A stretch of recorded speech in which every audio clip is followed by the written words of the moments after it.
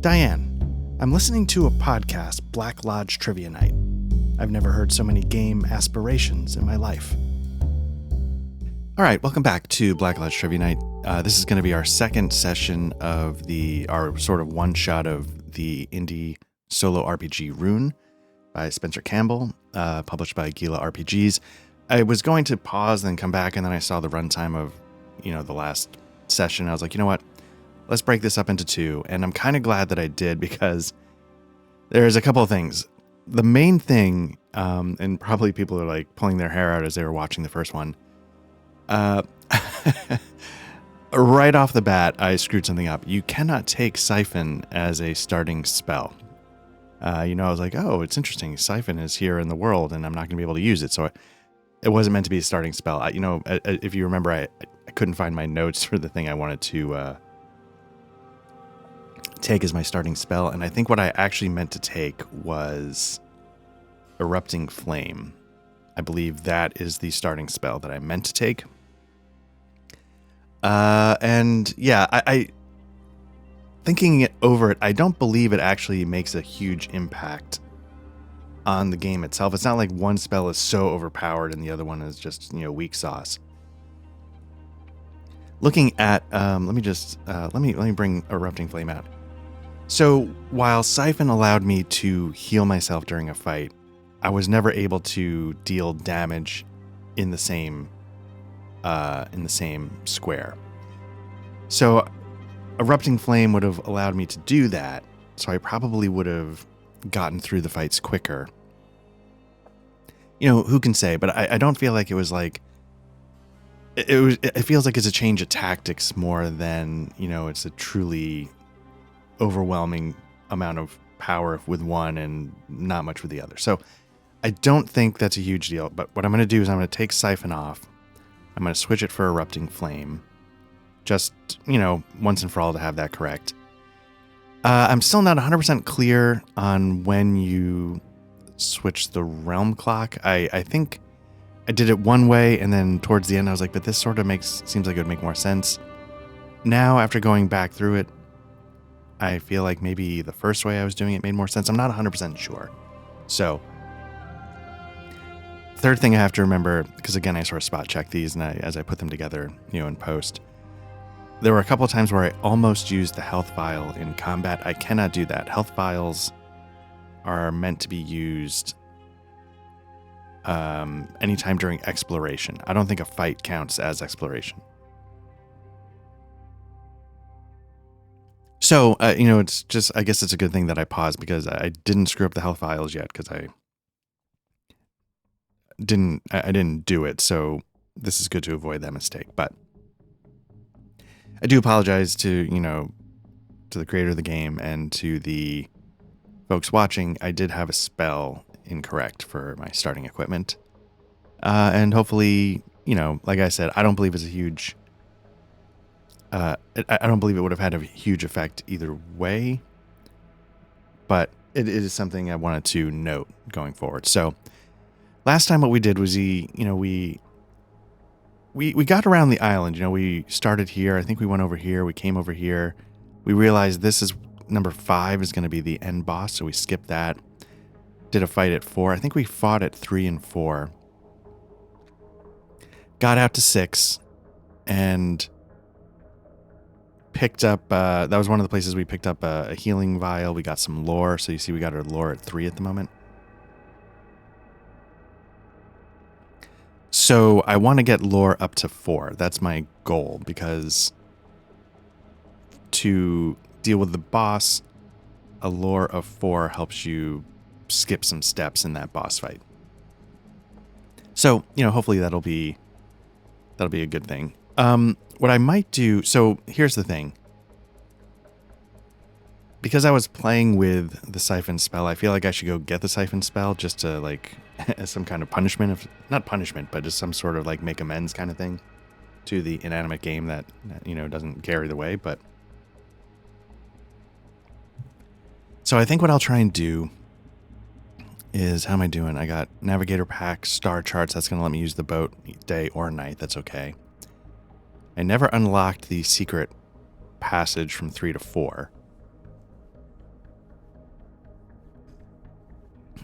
So let me see for a second. What's 3? 3 during the day. There's a fight. 3 zealots and a writher. Now the writher wasn't too bad. The zealots were a little rougher, but I also feel like it was my first fight. You know, sort of getting my sea legs, so to speak. So if I go to 2 though during the day, I don't think there's a fight at all. Let me just double check. There isn't. So let me move from 1 to 2. That's going to do that. And then the boathouse has a fight during the day, I believe. The zealot and 2 mercenaries.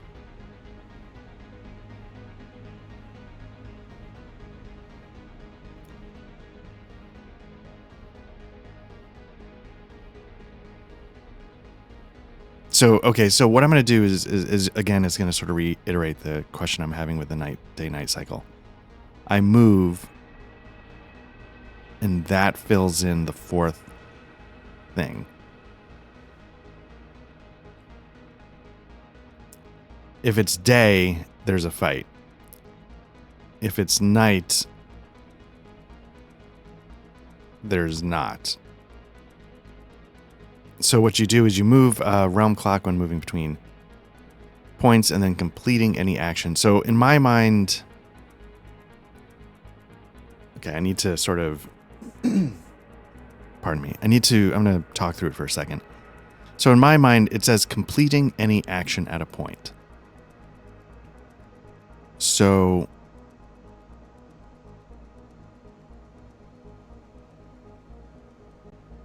do I do the fight, then flip it to night, and when I'm done with so again, this is where I'm sort of running into a little bit of it. In my mind, it's a little bit of an edge case, and I'm not quite sure what makes the most sense.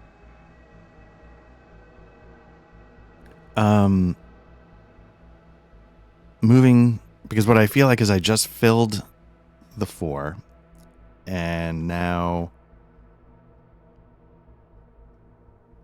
that should switch the clock over. So let me just double check. In the rulebook, let me go to the realm clock section really quickly.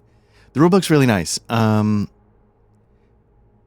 Really nice artwork. It's very, very stylized yet simple. And I think it's artwork that really evokes sort of a Souls feel in my mind. But let's see. There's 2 types of clocks. Singular, which means once you fill it up, it unleashes an effect. Then there's also a cyclical clock, which is what we're dealing with here. When you fill a cyclical clock and its effects are unleashed, the clock resets, removing all marked segments. The clock can then be filled again. The example that they give in the book is literally this one from Grim Coast. Whenever the clock fills, the environment shifts from day to night or night to day. This changes what actions are available at different points. Because it's a cyclical clock, the rotation of night and day continues again and again until the grave manages to kill, etc., etc. So it says right there, whenever the clock fills, the environment shifts. So the clock filled by moving from 2 to 3. So I think that means it would shift to night. And I feel stupid. This doesn't seem like something I should be, I don't know if I'm overthinking it. I don't know if I'm just missing something obvious. But yeah, I just wasn't 100% sure, like, do you trigger the event first and then shift? Do you only shift when you fill in the first thing? But it sounds like once you fill it, it shifts. So we just filled it, so it would shift. Because it's night, it's now at the boathouse. There is nothing going on at night except for the spectral boatman. So we're going to travel from, let's see what's going on. We're going to go to 6. That's going to be 1. The smell of the grave is strong in the wind, even at distance from the camp. Now, there's 2 things we can do here. During the day, we can fight and search. We've already done the activities during the night. Searching, found a healing vial, we increased our lore. So now we can do one of two things, which is we can travel on to 7, or we can... And there's going to be a fight during the night. The fight is actually harder during the night than it is during the day. So what I'm going to do is I'm going to see if I can cheese it. Move back. It's going to do 1. Move up. It's going to do 1. And again, we're going to run into one of these edge cases here. And then move. It's going to fill the thing, which in my mind now, after reading the rulebook and sort of trying to double check it, flips the cycle from night to day.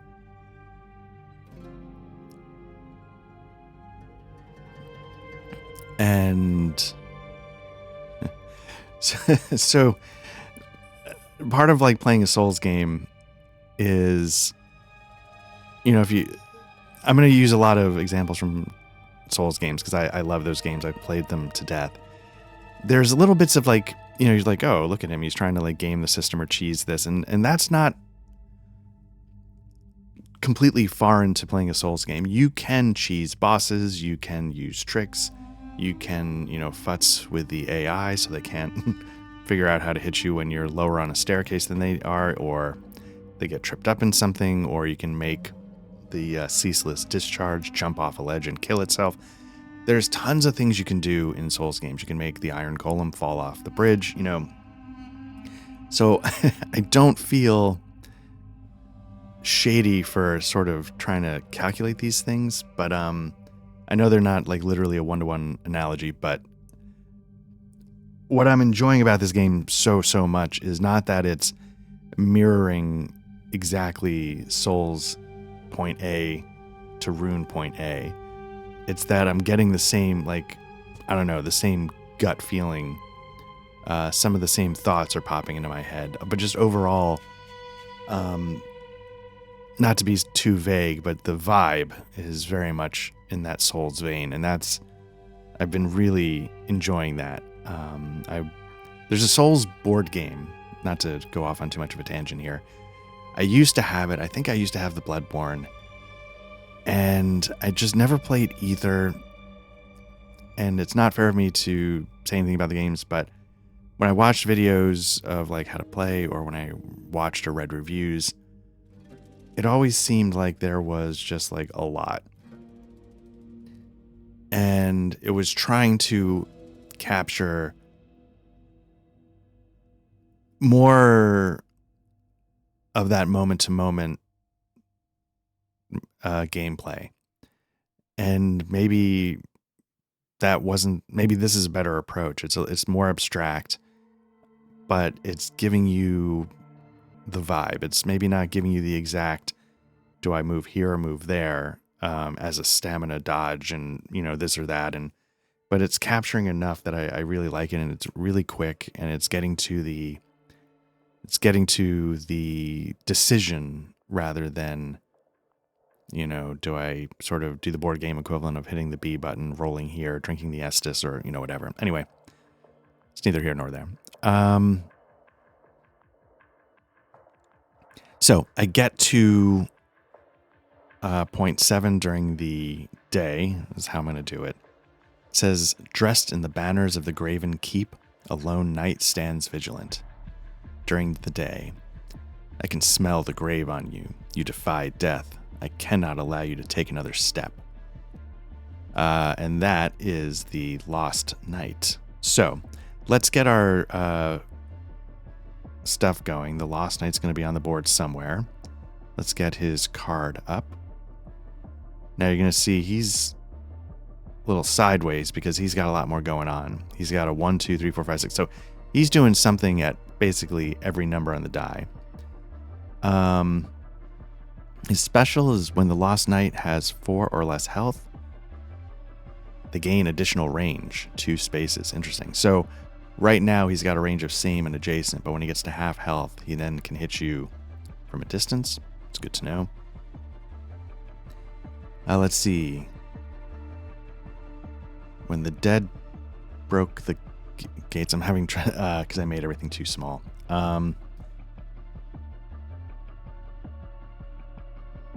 Okay, so anyway, so yeah, well, let's give this Lost Night a shot, and let's build out the battlefield first and foremost.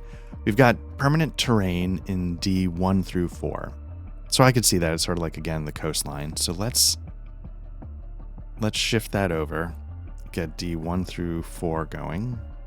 Everything else looks like it can come off the board. Let's see what that one is. Okay, so there we go. The engraved starts at B4. Nope, don't want to do that. And where does the Lost Night start? The Lost Night starts at, B1. Okay. Now, another thing is that you can't see, but I don't know if you remember, I have a PDF, off to the side here using the pop-out module for Foundry that I check things off on. One of the things, it says Lost Night B1 unique. So just so you know, a unique boss is just like like something unique in Souls. Like once you kill it, it is truly gone. You don't, like, I can come back to this area during the day and there won't be another Lost Night fight. So there are certain enemies here, obviously the boss, the Lost Night, and then there's one more that you can encounter that's, I think, considered unique. And what's sort of interesting is, this is why I wanted to fight here during the day. If you fight here during the night, the Lost Night is already engaged in a battle with a Necromancer, who is also a unique boss. But you can also face the Necromancer in Area 6, I believe. And if you kill the Necromancer there, you don't have to worry about the Necromancer over here in point 7. So, again, I think that's, again, getting another little bit in there that I think is a nice touch. But we're going to fight the Lost Night. So let's see what happens. So first and foremost, we start by, let's get the combat part, determine enemy actions. Let's roll a d6 for the Lost Night. Gets a 2. So Lost Night gets a 2. And that means it can move 1, harm 2. So we're going to do the non-harm actions. So it's going to move 1. Harm 2 is not a big deal yet. We don't have to worry about that. And now we are going to decide what the engraved actions are going to be. Okay, so I'm going to roll my 2d6 because I still have 2 for stamina. I get a 6 and a 2.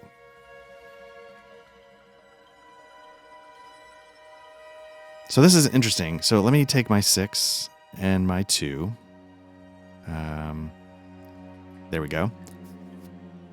So I can move 1, harm 3, or I can deal 5 harm to same or adjacent enemy and take 2 harm. So I can sort of just explode on this Lost Night. But I'm going to take 4 harm. 2 from the Knight because I'll be moving into adjacent range. And 2 harm from the spell. The other thing I can do is,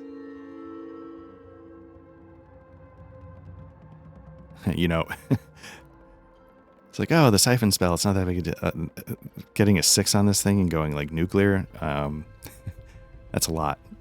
I'm going to risk it. Let's just see what happens. So determine engraved action. So I'm going to take a 6 and just try erupting flame. 2 is going to get lost. And let's see.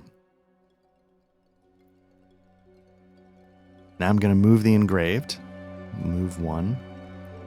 Can I move 1? No, I can't. There is no move here. So I guess I have to go the other way. There we go. So I'm going to move 1. And now we're going to deal harm. So I'm going to take 2 harm from the Lost Night. The Lost Night is going to take 3 harm from me. So it's not a bad opening. 1, 2, 3. Okay. We both got the same health, so it's sort of like trading pawns, right? At some point, you hope you get a little bit ahead of the game in chess, so. All right, so that's round one. Let's now pull the dice off. And yeah, let's see what the knight does. He gets a 2. Oh, thank God. I thought I was going to get like harm 3 on that 6. And let's see, that was a 2. 2 for the Lost Knight. Move 1, harm 2. I guess it's comfortable going same, and that actually helps it out because I can't hit it now with my Warhammer. So let's determine what I can do. I got a 4 and a 2, so I can get either a 6.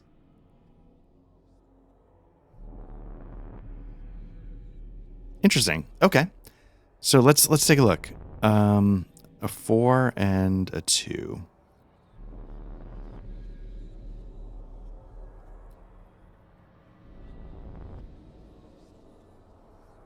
So a 4 and a 2 can do one of two things. I can either, you know, put a 4 here, put a 4 there, or I can combine and make it a 6.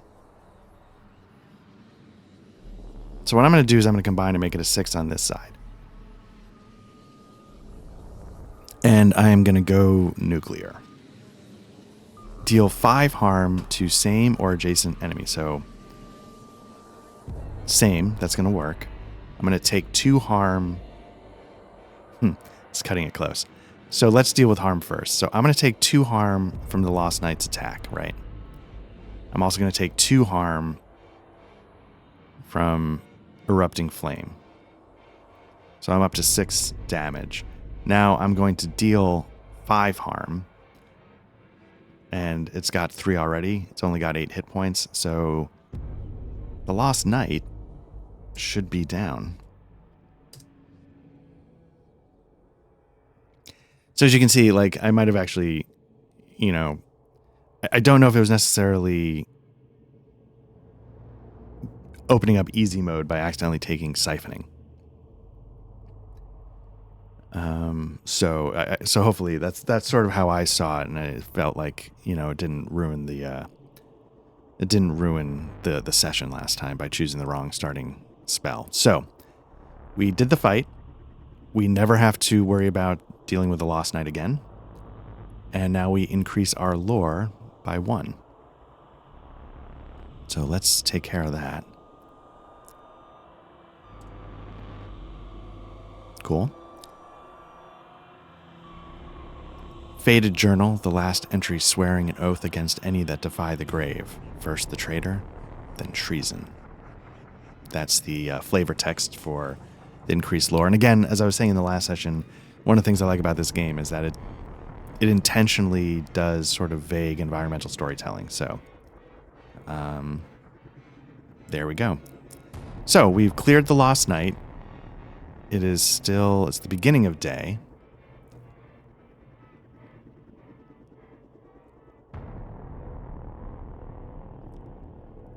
And I'm trying to think what to do.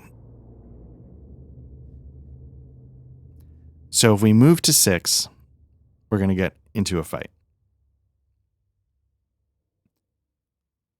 What I'm trying to think is, do I burn some... I'm pretty hurt, obviously.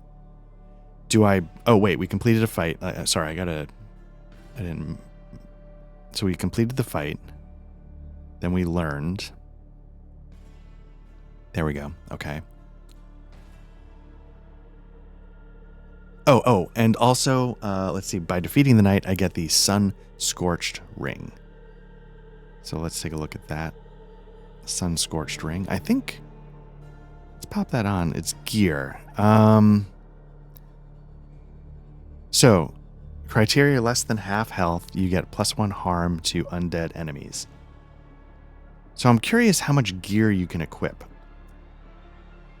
I know there's there's 4 slots here, but let's just double check if you can have multiple pieces of gear on.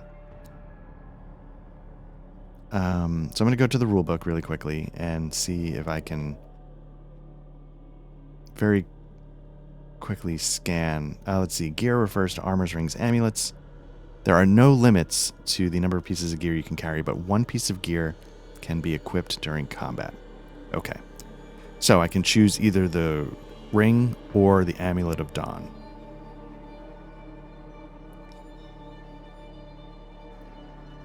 Okay. I mean, that's cool. And that makes sense. Let's see. So if I go to 6, I'm going to be facing the unique Necromancer and some skeletons. So let's first and foremost, let me see if I can just stack these just so. I think for now I'm going to keep well, that's what I want to consider. So I can switch between these two because I'm going to be dealing with skeletons. They have a health of 4. And the Necromancer with a health of 6. If the Necromancer deals harm, they recover 1 health. Oof, oof, oof. Skeletons don't seem awful, but you are dealing with 3 of them. I wonder how many I would have dealt with if I fought. Interesting. So if I had fought the Lost Knight during the night, I would have fought the Knight and the Necromancer, but no skeleton add-ons. By fighting the Necromancer on his home turf, the Ruinous Camp, you get some adds. Is there any terrain? There's no terrain. So what I'm going to do is I'm going to use a health vial. The question is, do I use both? Because I'm not really going to be able to use it for the final boss, right? You can't use it in combat. Or do I just go in and if I die, I die?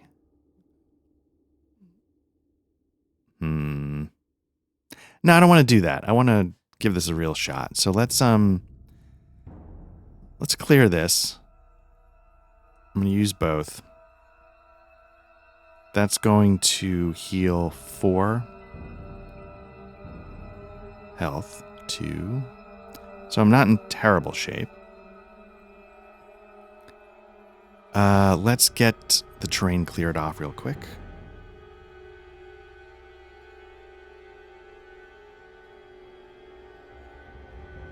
Again, it's tricky. There we go. And let's give this a shot. So I'm going to move there. Oop, nope, don't want to do that. I'm going to move there. Day-night cycle takes another tick. I start in C4. They start in... Necromancer is in B2. So let's get their tokens out. Necromancer is in B2, and the skeletons are in A1, A2, and A3. So, there we go. Let me double check something real quick.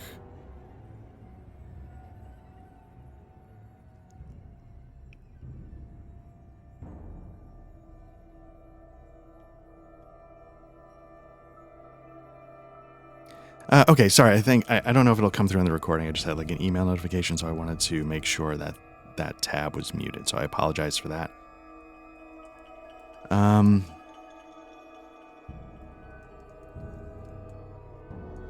Let's see. Okay, so we've got the fight set up. Let's I guess let's neaten this up a little bit, even though it doesn't matter. We've got what we've got for the enemy cards. And so here's the question. Do I go with the Sun-Scorched Ring, or do I go with the ability to heal myself on doubles?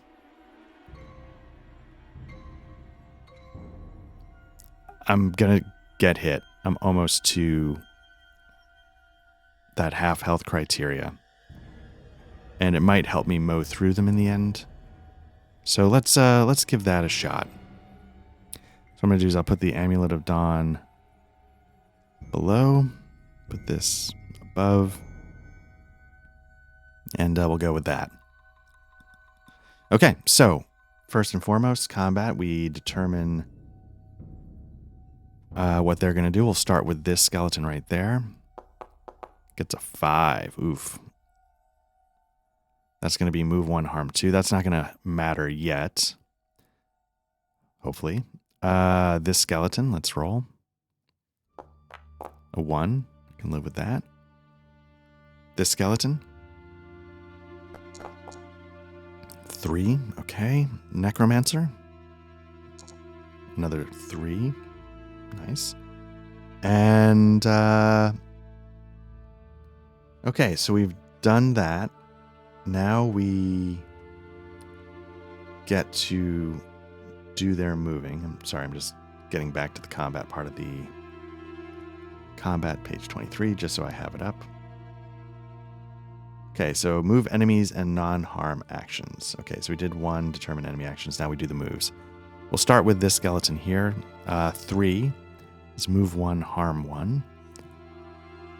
So they'll go here. So this 1 is a move 1, harm 1. A 5 is move... Ooh. Let's move the Necromancer. A 3 is... Ooh, can't move.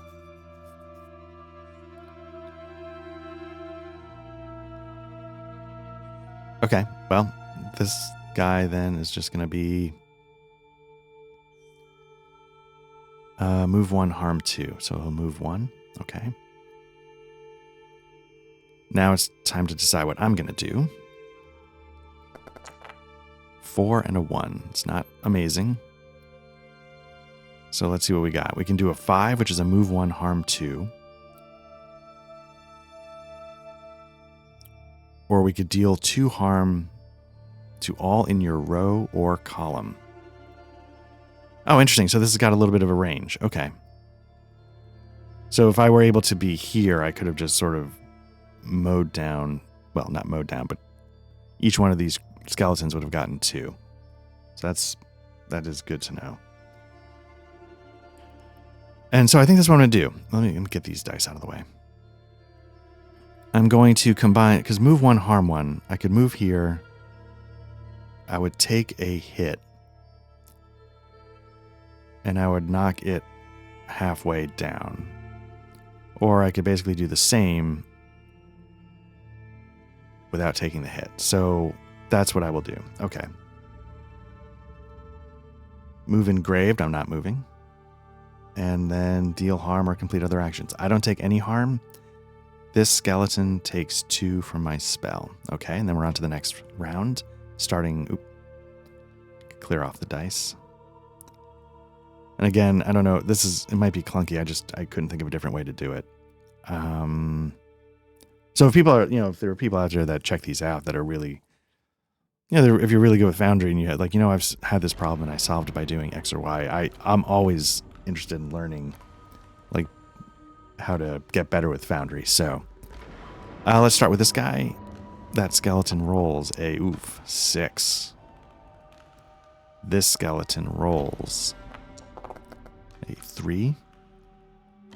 Next skeleton, 5. Necromancer. Okay, another 5. Now we've determined what they're going to do, so now we move. Let's take care of that. So 5 is going to be move 1, harm 2. So let's get this skeleton right there. 3 is move 1, harm 1, or a 6. What's a 6? Move 2. I'm going to move this skeleton here. A 5 for the Necromancer is move 1, harm 3. I'm going to have the Necromancer go here, because he's got a range of 2 or 3. So I've got to now be careful, because this Necromancer can get to me. And then this skeleton's going to go 1, 2. Okay. Sort of getting boxed in a little bit. Let's see what I do now. Roll 2d6. 6 and a 3.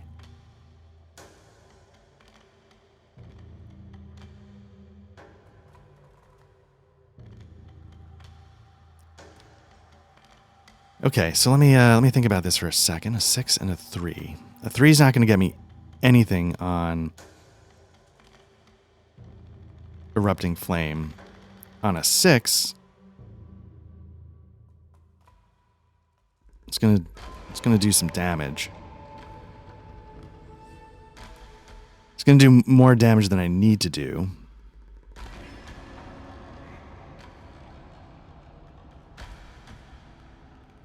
You know what? You know what I could have done? I could have used my Fate Thief. I could have skipped this fight, done the searching at the Ruinous camp, and just moved along. But, yep, we're already in it. It's too late.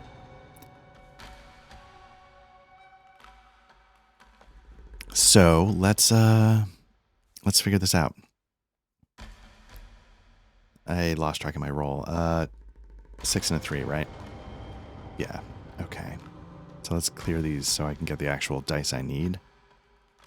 I need a 3 and a 6.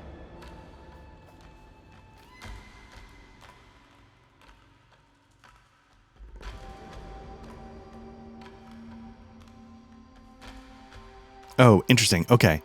The Necromancer has a range of 2 and 3. So I might actually want to get right up.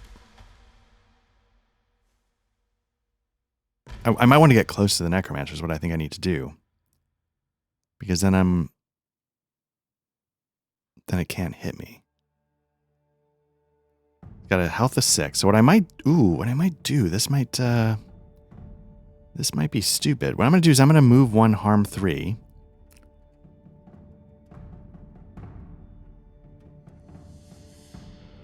And I'm going to waste... I don't know if this is the right move, but let's see what happens.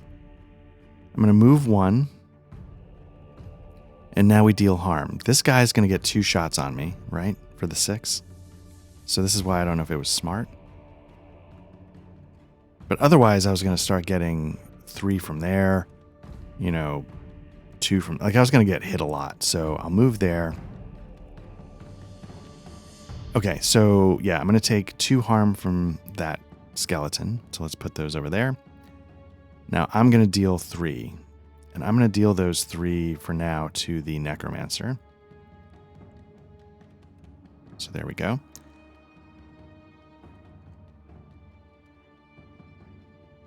Okay. It's the end of the turn. So let's clear the dice. And let's start rolling. So we're going to start again. Let's start with that skeleton. Gets a 1. Okay. Next skeleton. This one. Gets a 2. This skeleton. Oof. All right. Gets a 6. Let's see what the Necromancer is going to do. 3. Now, I don't know if that... Yeah, he can't move. Okay, so let's see what the 6 does. 6 can move to harm 2. So let's have the skeleton move into the same space, into that range. The 2 is going to let them move 1, harm 1. Let's move them up. And the 1 is going to let them move 1, harm 1. Let's move them over. Let's see what I can do. Oh, doubles. Doubles.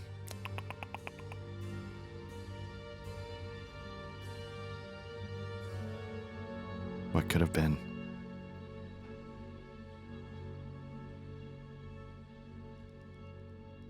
What's the range? Same and adjacent. Okay.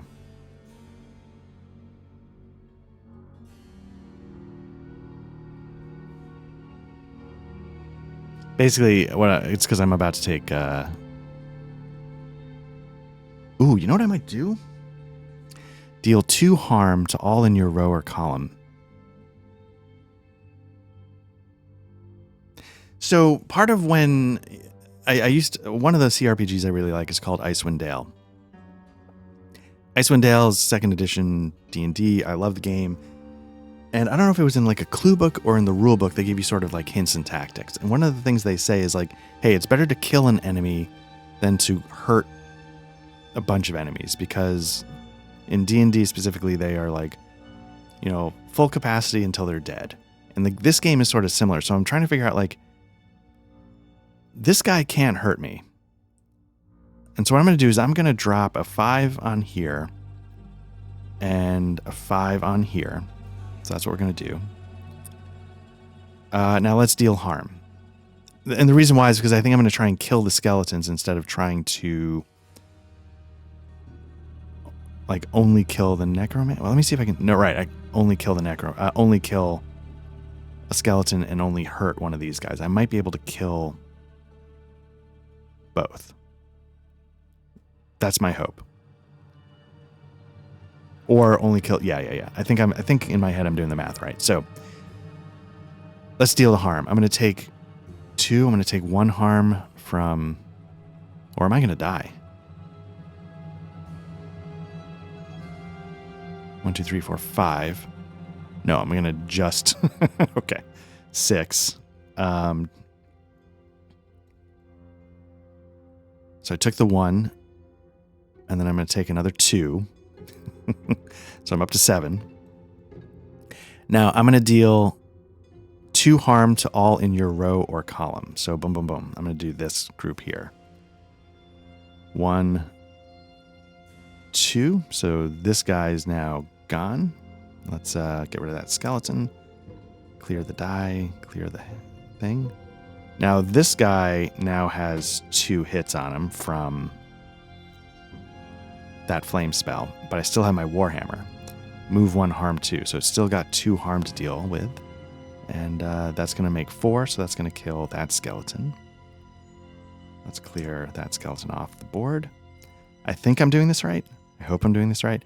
So now what I need to do is I just need to... I don't know how this is going to work. Because I can't... Basically, I can't get hit. I really have no idea how this is going to work. But that's okay. Well, that's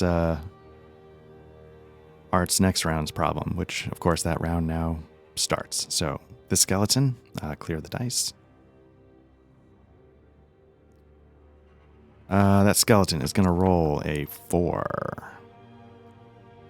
The necromancer will roll a... Can the necromancer ever move? It can move on a 4 or a 5. Rolls a 1.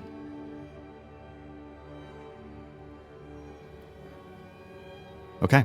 A 4 is move 1, harm 1. So they're going to... Oops. They're going to move. I would love to get a 5 or something that lets me... Oh, no. I need to be able to move as well. All right, let's see what happens. 6 and a... doubles again.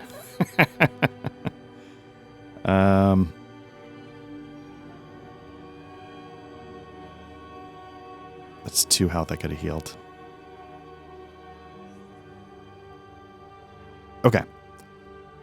So I'm going to... What did I rolled 6s. So let's put a 6 there and a 6 there.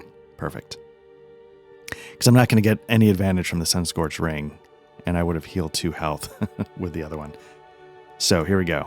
We're going to. So now we've done that. So now I'm going to do my movement. I'm going to move into the same hex there, and now we deal harm. This one can't hurt me because again, it's a range 2 and 3 spaces. I don't see anything for same or adjacent, and I'm going to deal 3 harm. He has 6 health, already 3 hits, so that's going to kill the necromancer. Clear the die. And I can't use this because 1, it would kill me, and 2, they're not same or adjacent. So I'm hoping I'm doing this in the ballpark of sort of correct. Let's see how this goes. I already used my health potion, so I was trying to figure out how to get back. Okay, here we go. Skeleton. 4, move 1, harm 2. Okay. Let's give him that die. I guess now I can just put it on the card. And now move 1, harm 2. Okay, there's the move. Okay, so I gotta get a move or I'm dead. I'm dead. So I rolled a 1 and a 2. It's not going to get me anything. What did he roll? A 4? Harm 2. Right.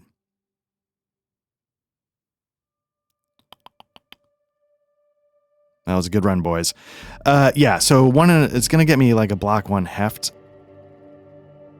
but I need to block 2. 1, 2, 3, 4, 5, 6, 7. Yeah. So close. And again, if I had the right gear, first things first, I'm switching back to this.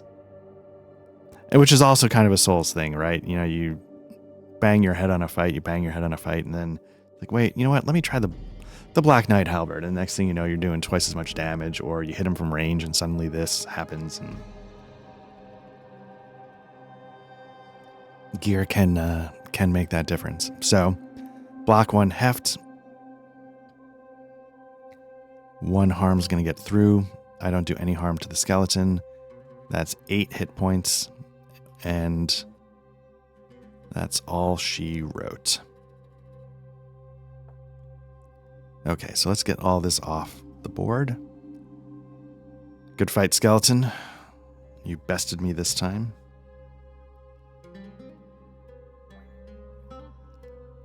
And, okay.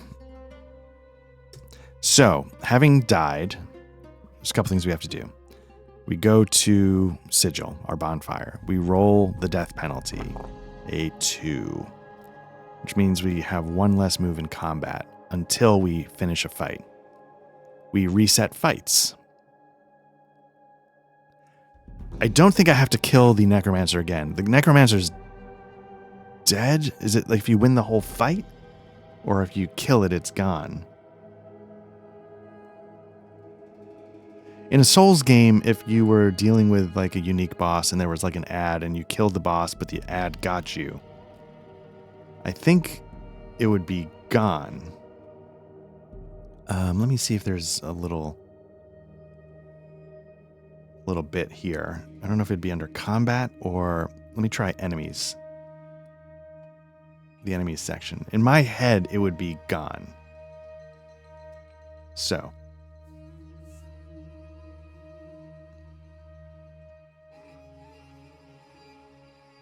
Okay, so let me see if I can find unique enemies here.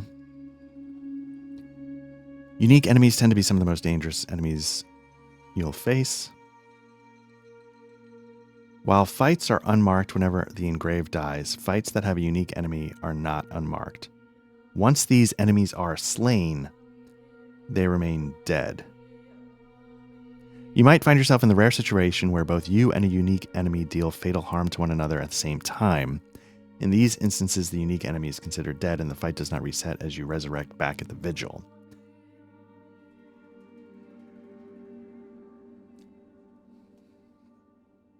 So now the question is, let's think of this as like a boss fight. If you have a boss fight with ads,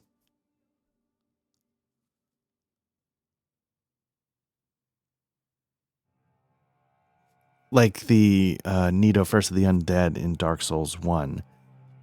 No, but if you kill Nito, all the ads die. So there is no situation. I'm trying to think of a situation in Souls where the boss is dead, but the ads were still there and you didn't finish cleaning them up. And what that would mean for the boss fight. But I don't think that happens. So it says, while fights are unmarked whenever the engraved dies, fights that have a unique enemy are not unmarked. But I didn't mark the fight, right? Because I didn't finish it. But then it says, once these enemies are slain, they remain dead. So here's... I'm not quite sure what to do in this case. Because it says, once these enemies are slain, they remain dead. I technically killed the Necromancer, but I did not mark the fight. Again, the rulebook says you're going to make mistakes. Also, this is a little bit of the narrative storytelling that is sort of left up to you. And here's how I'm going to do it. Might not be right.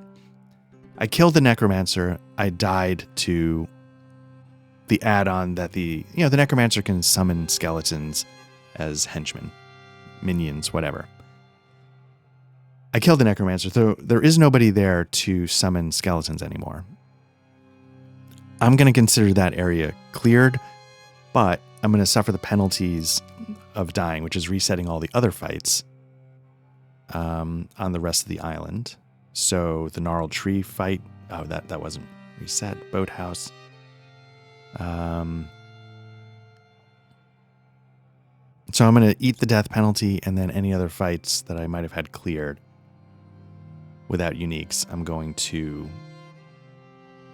reset, which in this case I managed to avoid them on the trip out. So I don't know if that's correct, but I feel like in my head the narrative of it kind of makes sense, and hopefully that's okay.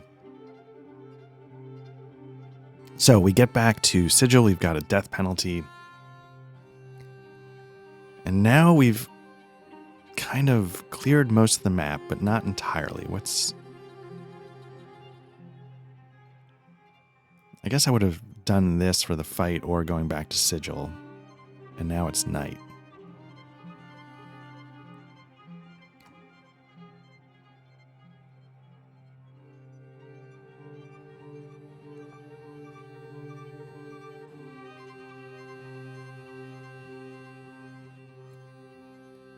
So there's no good way to do this. So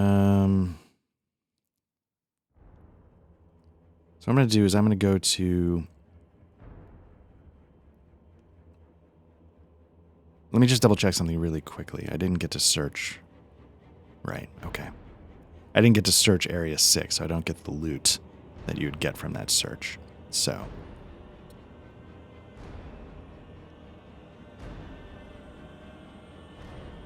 Now, I wonder, can you... Can I just rest at a sigil 4 times? That feels cheap. Not in the spirit, so to speak. It's nighttime.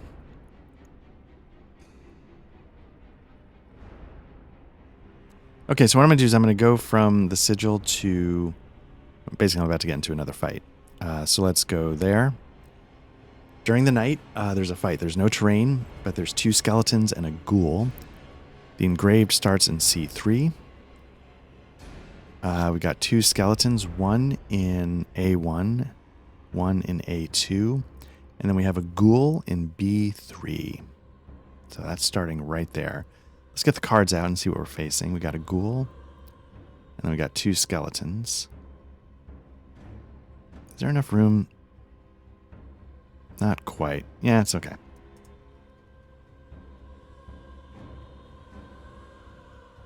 So let me see.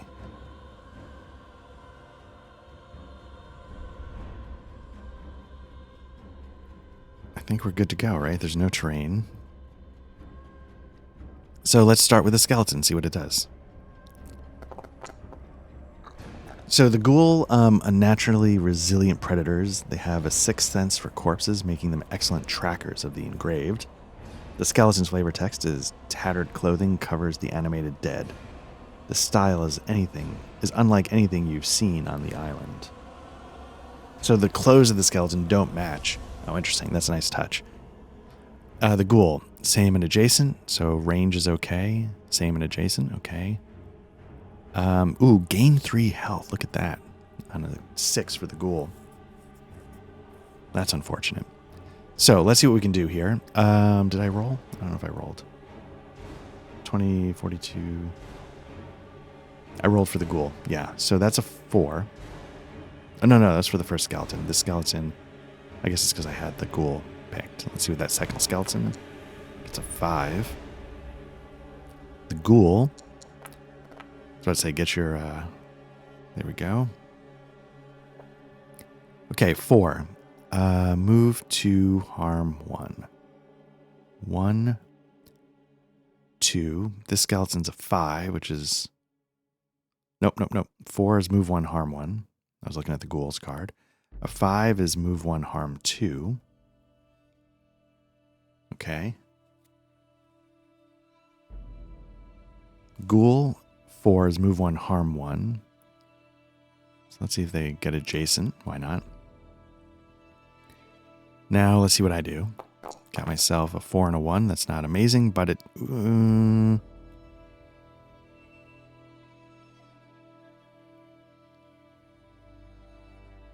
4 and a 1.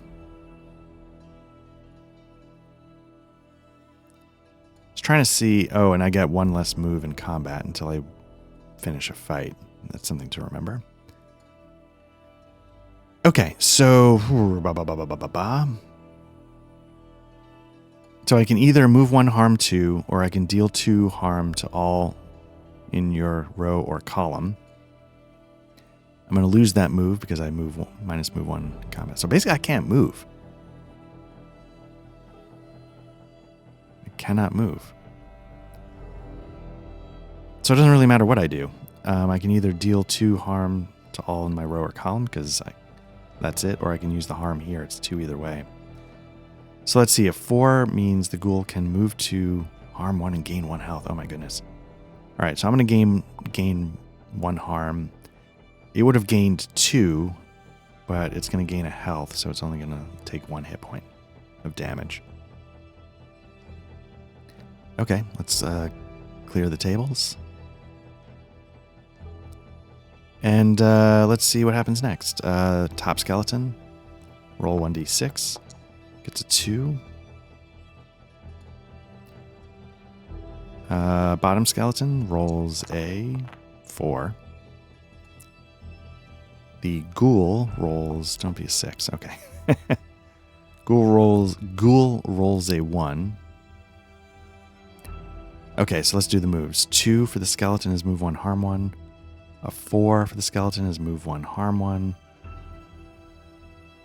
You know what, I think I would have moved that one down and moved this one down. Let's do that. So they're getting a little bit closer. Not loving it. And now let's see what I get to do. 5 and a 4, that's not bad. 5 and a 4. Oh, interesting. Interesting. So Erupting Flame can deal, with a 4 is deal 2 harm to all same and adjacent. Deal 2 harm and all your row or column is 5. But they're, in this case, given the placement of the ghoul in my same hex, the skeleton next door, it's the same either way. So I'm going to put the 4 in Erupting Flame and give the 5 to the Warhammer. So I'm going to be doing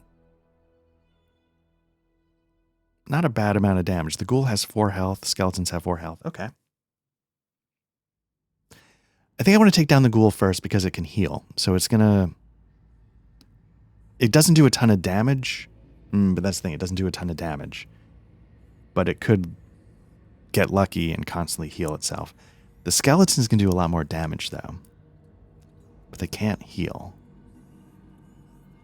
So I think what I'm going to do... Okay, let's start with the Erupting Flame. I'm going to do... Oh, let's see first what I take. The ghoul got a 1, so I'm going to take 1 harm from that. The skeleton got a 4, which is also going to deal 1 harm to me. Okay. So now I'm going to do my damage. The Erupting Flame is going to do 2 to the ghoul, and then 2 to the adjacent. Ghoul's same. The adjacent skeleton is going to take 2 damage. And now I've got my Warhammer, which is move 1, harm 2. So I can either finish off the ghoul or I can finish off the skeleton. And I think I'm going to finish off... Trying to look at my damage. I can deal... I'm always doing at least 2 points of damage when I'm dealing damage. So another hit's going to kill that skeleton either way. It's at half health. So let's finish off the ghoul. With my Warhammer. Yeah. So I think I've covered everything. Let's... nope, don't want to clear the hit points, but let's clear the dice. There we go. Don't need the ghoul's card anymore. That'll make it a little less confusing. Clear my dice. And let's see what the bottom skeleton does, the one nearest to me. It gets a 1. That's... I'd love to see it. Because that's not too bad. And then let's see what the second skeleton... 6. Oof. Okay, so now let's do their moves. Same or adjacent. So let's have the skeleton that's going to do a lot of damage, the 6, move just 1 space to the north of me. Let's move the other skeleton into the same hex. So that way... let me move... That way I can't damage that one with a Warhammer. Okay, so that's the moves. Let me see what I can do now. 5. I'm down for that 5. The 1's not going to help me. So we got a 5 and a 1. And so again, I think my two options are I put the 5 in Warhammer, it's going to let me harm 2. Or I could put the 5 in Erupting Flame, which is going to let me harm 2 in my row or column. So I'm going to go with that because that's going to let me hopefully hit 2 skeletons. Instead of the Warhammer, which would let me just finish off. No, I couldn't hit the one. I could not finish off the one in my space, so.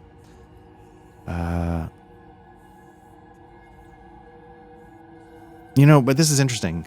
Deal harm to all in your row or column.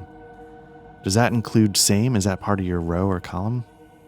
Or is it just...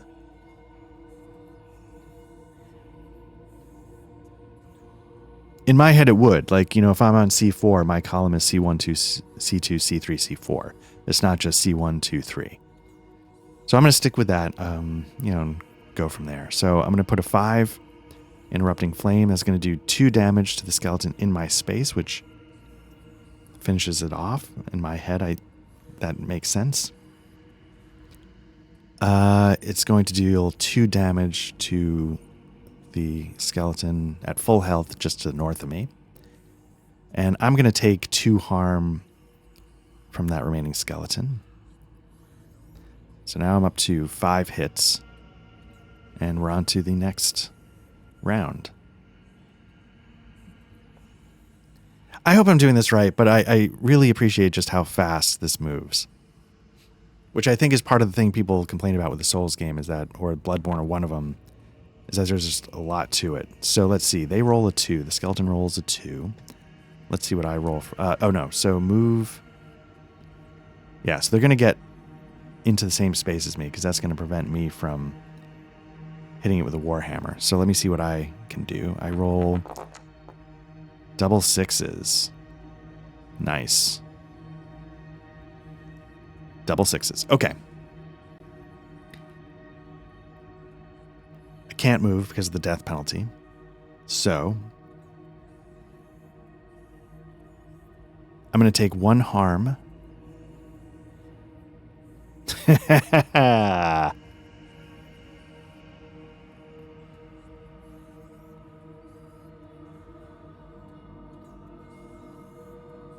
cannot use my nuclear option. So by rolling a 6 on Erupting Flame, I can deal 5 harm to the same or adjacent enemy, but I take 2 harm. I'm at 6 hit points, hit 6 damage. The Amulet of Dawn does not kick in until the end of this round. So I think I need to survive.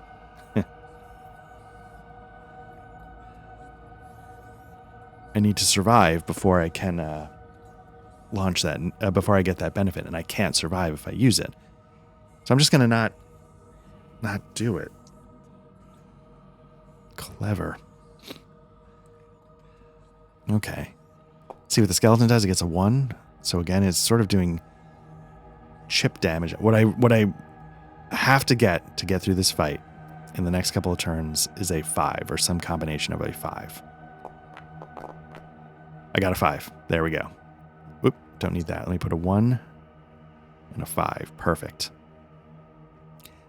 Let's do harm. There's no movement to be done. With a 1, it's going to do 1 harm to me. With a 5, I can do 2 harm to all in my row or column. And that is going to kill the skeleton. That would have been funny if I just stood there taking hits, hoping for a 5 until I died. Okay, because I beat the fight, I lose the death penalty. The curse lasts until you complete a fight action at any point. We did it.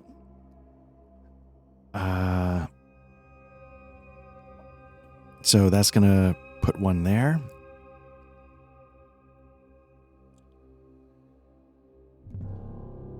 What happens with 4 during the night? Nothing. So I'm going to move to 4. That's going to put another 1 there.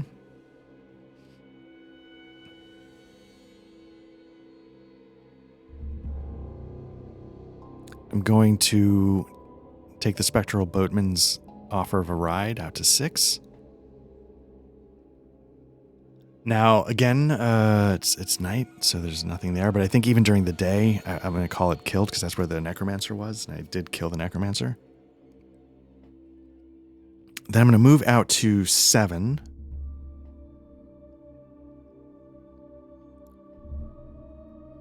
At night. That's where the lost knight was. But we killed the lost knight.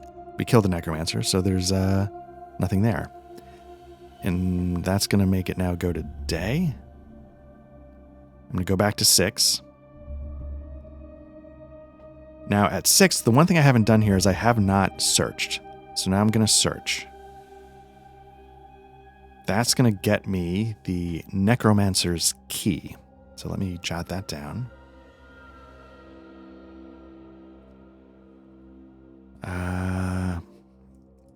Necromancer's key.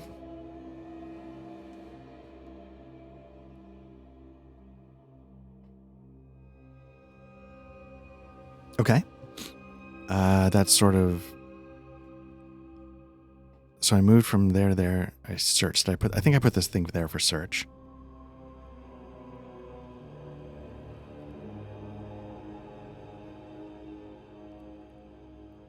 Let's see.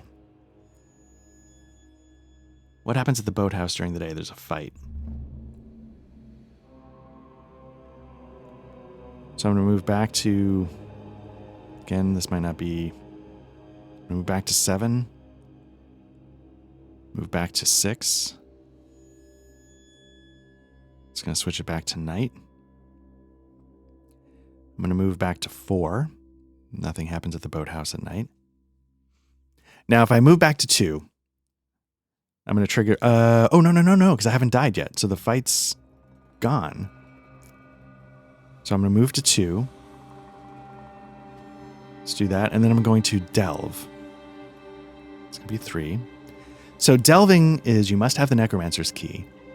If you remember, part of the description of the village of Teresh is that no remains are found anywhere. Valuables of every home are still in place waiting for their owner's return, but drag marks lead to a locked cellar door. Broken laboratory equipment strewn about amidst plans for a castle. A series of runes glow in the wall above a skeleton chained below. Increase lore by 1. And, again, to make up for our mistakes, get the siphon spell. So there we go. We got just about all the lore we can deal with. Let's grab the siphon spell because we now have that. So hopefully that, hopefully that makes up for some of the mistakes I had. Range, adjacent, and 2 spaces. Okay, so the siphon spell has nothing going on in the same space. Warhammer has nothing going on in the same space. But it does let me heal during a fight. The erupting flame makes me take damage, but boy, can it hit hard.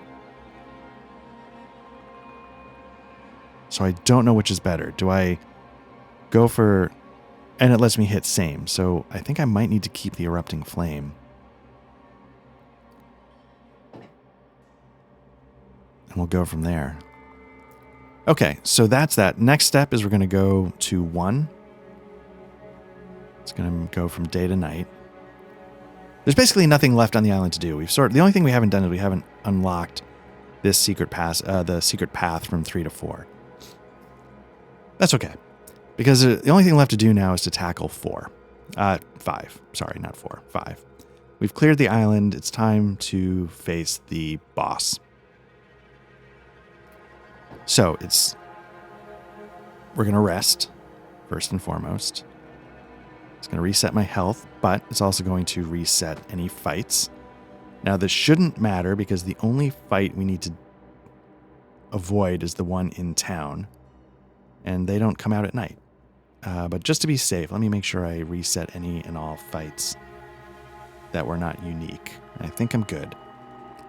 6 and 7 both had uniques, so I'm not going to worry about that.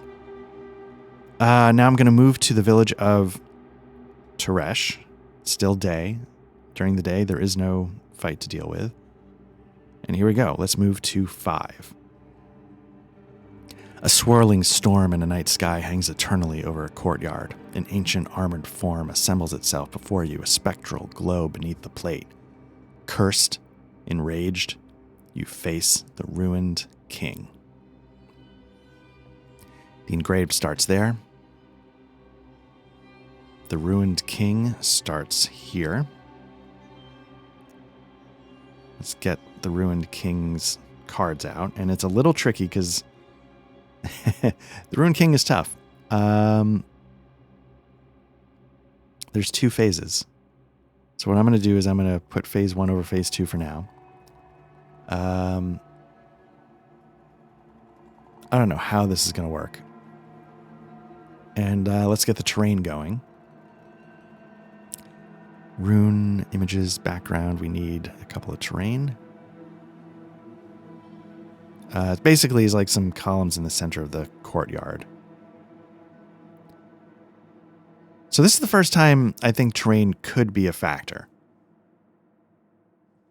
When I was doing the fight with the shoreline, I was trying to have them box me in a little bit, but it never really came up. The fight sort of ended before anything happened.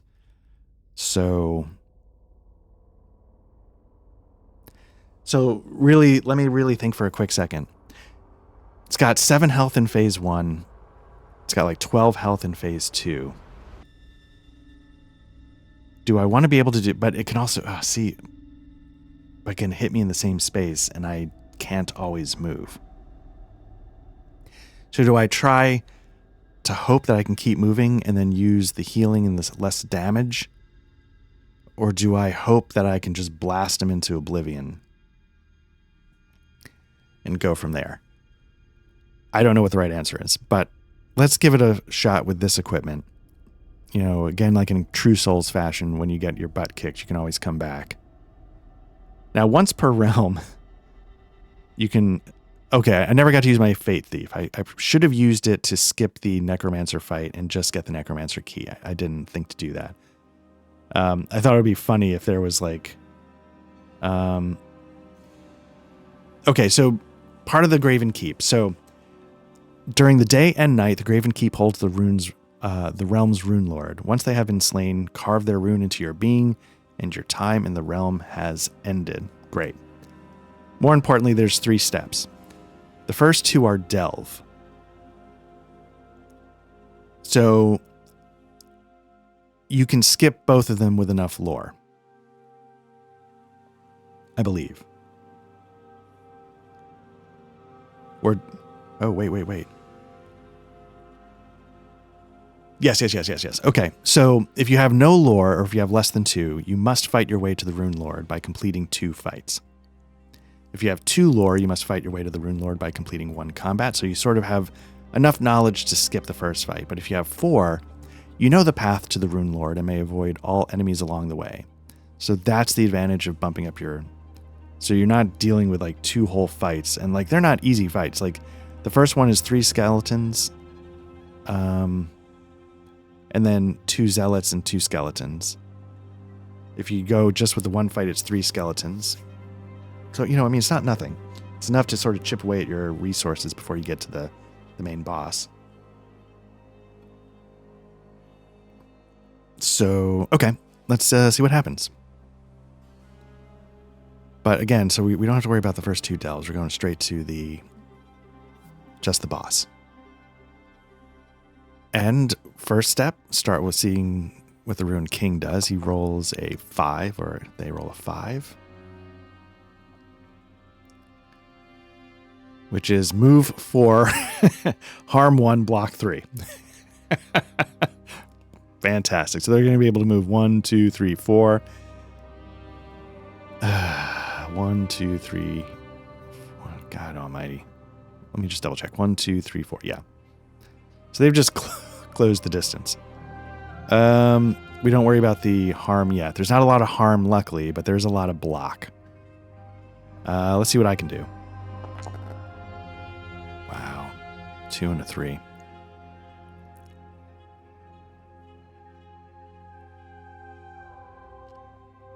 I don't know what the right... So it's going to block 3. So if I only do 2 damage, it's going to soak it all. So there's no point in me trying to hit it. So what I'm going to do is I'm going to do the move 1, harm 2 for my Warhammer. I mean, I guess I could block 1, get a heft. That'll block the 1 it's going to do, but tease me up for a bonus next time. Let's do that. Let's do that. Let's block 1 heft. The 2 is lost. And we basically no harm, no foul. I don't do any damage to it, but I got a +1 ready to go. I think I moved there. I forgot to do that when I moved up to whatever. I forgot to mark a tracker for the people listening, but I just remembered. It's not going to matter. But so it does 1 harm that I block with my Warhammer's 3. I don't do any damage, so it doesn't matter. So now let's go to the next round and see what happens. It rolls a 5. Fantastic. Another move 4, harm 1, block 3.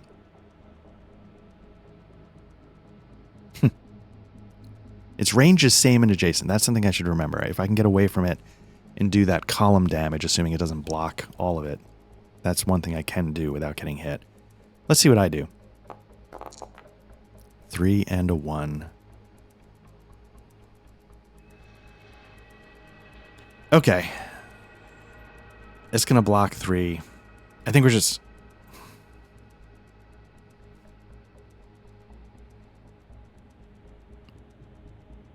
Okay, I'm just going to put the 4 on the Warhammer. So again, we just both block. I block the harm that's incoming. And I just set myself up with a +1 next time. So let's see what it does. A 1. That's helpful because it does more harm. But it doesn't block as much. It can move. There's no moving.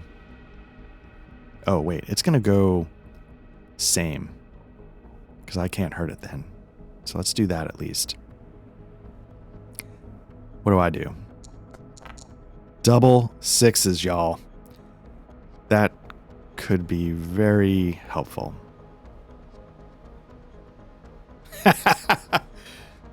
All right. First of all, I'm going to heal 1. Great. Love it. Oh, I can move 1, harm 3. So first thing I got to do is I got to do my... So I'm going to put a move 1, harm 3 for the 6 on the Warhammer. So I'm going to move 1 so I'm not in the same hex anymore, the same square. And now we deal harm. It's going to deal 2 harm to me. And then I am going to go bananas. 6 on the Warhammer is going to deal 2 harm to the Ruined King. 3 harm to the Ruined King. Actually, let me calculate this out. I have a +1 left over. So my Warhammer is going to do 4 harm to the Ruined King. It's going to block 1 of those. So 3 are going to get through. So let's put the 3 damage on there. Now I can put a 6 on the Erupting Flame. I'm going to give myself 2 damage. Because I hurt myself because I just explode. But I'm going to do 5 damage to the Ruined King. That's going to be 8 points of damage total. Phase 1 of the Ruined King is down. Oh, not bad. I probably should have read the flavor text. Let me get that up really quickly. The data, Ruined King Phase 1. At 0 health, it transforms into Ruined King Phase 2.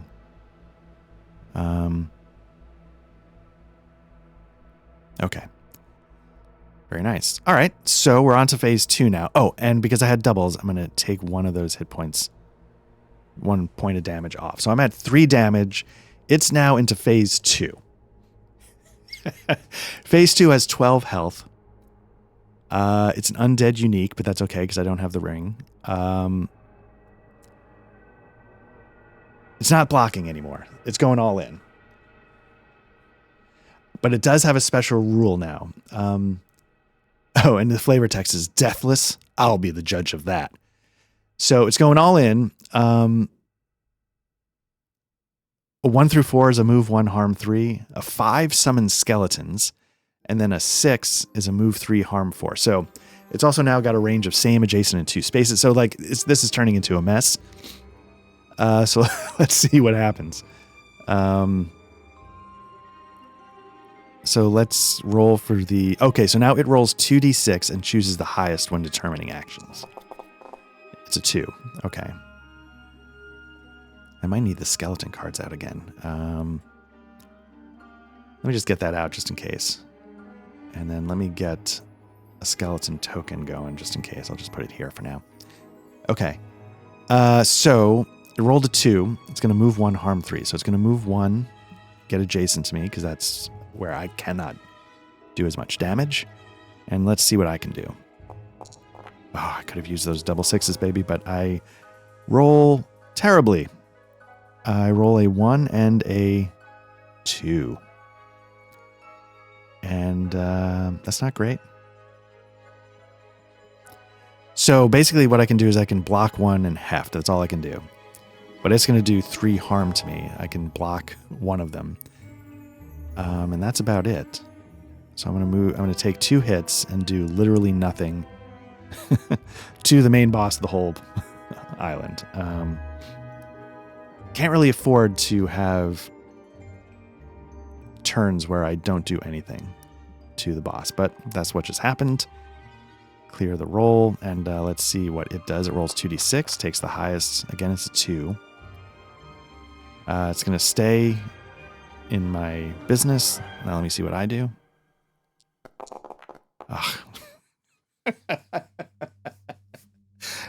I almost had at least a 6. I could have done something. But instead, I roll again a 1 and a 2, which is going to be a block 1, heft 2. So I'm going to take 2 points of damage. And let me just see what I could have done with Siphon on a 3. Nothing. So it doesn't even matter. So I'm up to 7 damage. Basically, I'm going to die. Oh, goodness.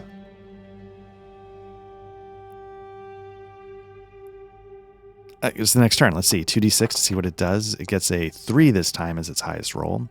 The other number was a 1.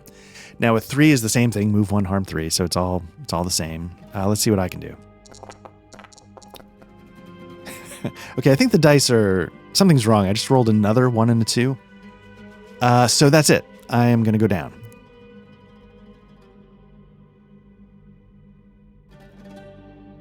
That is it. So,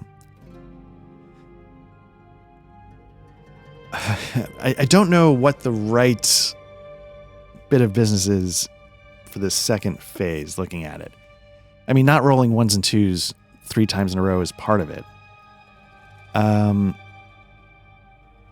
Being at 8 health instead of 10 probably, let me just see if let's just do one more round, just to see. If I had my 10, it would have gotten a 6, so it was going to wreck me either way. So it's a move 3, harm 4 for its 6. It would stay adjacent. I would get doubles of 3, but it's going to do harm of 4, so that's going to get me above 10 regardless.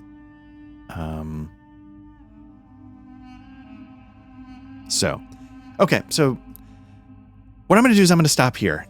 I don't know if, people want to watch me, tackle the boss fight over and over and over. I am going to give it another shot. I'm kind of curious. Let me just see really quickly. Did I put down...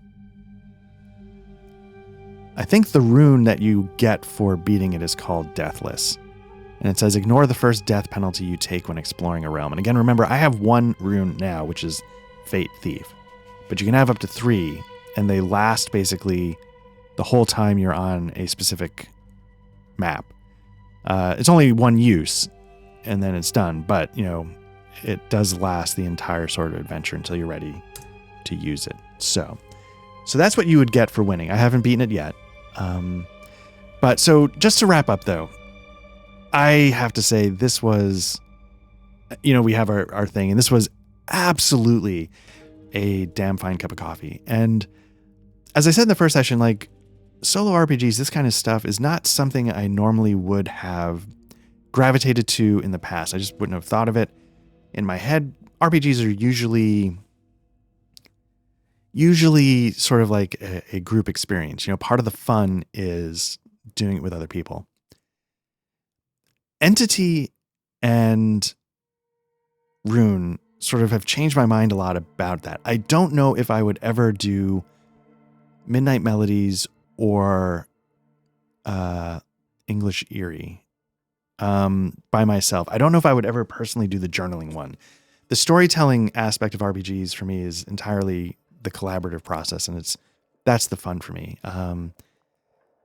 If I were to do like a journaling art, what I would do is I'd probably just write a short story or something. I love writing, so I'd probably choose that path for that style of game. But this and Entity are so mechanics driven. It feels like this in particular feels like I'm getting like a Souls solo RPG mixed with like a Souls solo board game. And I really enjoyed it. I think what I'm finding out about me is that the solo stuff needs to be more mechanically driven. And this, again, it's a very simple fighting system, but I feel like it brings a lot to the table. It was entertaining the whole time. The rule book says, part of the fun, like, where's the replayability? Entity, it's a little tricky. I never got all the way to the end of the main story, but I feel like once you've uncovered that main story, I don't know. I couldn't say. I'm not saying in a good or bad way. What would bring you back to it, I'm not clear on from my current perspective. But here, the rulebook even says, like, part of the fun is trying a new build, right? So you could start the island over, and this time, instead of having a warhammer, I could try like a dagger, because it lets me do a lot more movement and, little less damage, but I can attack in the same square. So I'm a lot more flexible. It's almost, do you go with a stamina build, so to speak? Are you fast? Are you fast rolling? Is it speed? Is it, evasion? Here, I had a bit of a block with heft, but not enough to absorb like what the ruined king was going to deal. Let me see what a basic shield would have done. That's something I could have taken as a piece of equipment. So on a 3 or 4, you block 1. On a 5 or 6, you move 1 and block 2. So that gives you a little bit of mobility. Helps you negate some of the damage. But, if I'm coming at like a harm 4 against like a, or harm 3, I would be, I'd still be getting chipped away at the whole time. So this was really great. So, again, a real big thank you to Spencer Campbell and Gila RPGs for putting this game out. I really loved it. Damn fine cup of coffee, like I said. I hope people check this out if you're into Souls games and you like a little bit more of a mechanically driven solo RPG experience. I feel like the bits of flavor text evoke enough of a narrative that covers it for me. It's not so focused on the narrative like obviously Midnight Melodies or English Eerie is, where that's literally almost the entirety of the experience. Again, which is why I like the collaborative. I like to be surprised when I'm playing games. That's kind of the fun for it for me. And when it's collaborative or running it the way we ran Midnight Melodies, where it was quasi GM, quasi player, or we did that with English Eerie 2 in the second one, where Matt took the GM role. That's the fun for me. But this was a blast, and I really appreciate that it's out there. So again, this was Rune from Gila RPGs. The information, if you want to check it out, is in the show notes, and it's also going to be in the graphic above my head. So check it out. It's absolutely worth giving a try, and I had an absolute blast with this game. So again, this has been Black Lodge Trivia Night. You can follow us on X. You can follow us on Blue Sky. You can follow us on Mastodon. All that information's in the show notes. Jump onto our Discord if you want. It's meant to be a Discord where we talk about, basically it's an RPG discussion Discord. If you're watching this, you've found our YouTube channel, but we also do some stuff on Twitch, and audio versions of all of our actual plays and our podcasts end up wherever you get your podcasts. So I know we're on Spotify, but just search Blackledge Trivia Night, and hopefully you can find us there. But if you enjoyed this, hopefully, you'd sort of subscribe and see what else we got going. Again, we're mainly an actual play kind of site, and but we do, a lot of streaming for video games as well, CRPGs, and we hope to keep that going. So with that, this has been Rune, and I'm Art from Blackledge Trivia Night. Take care.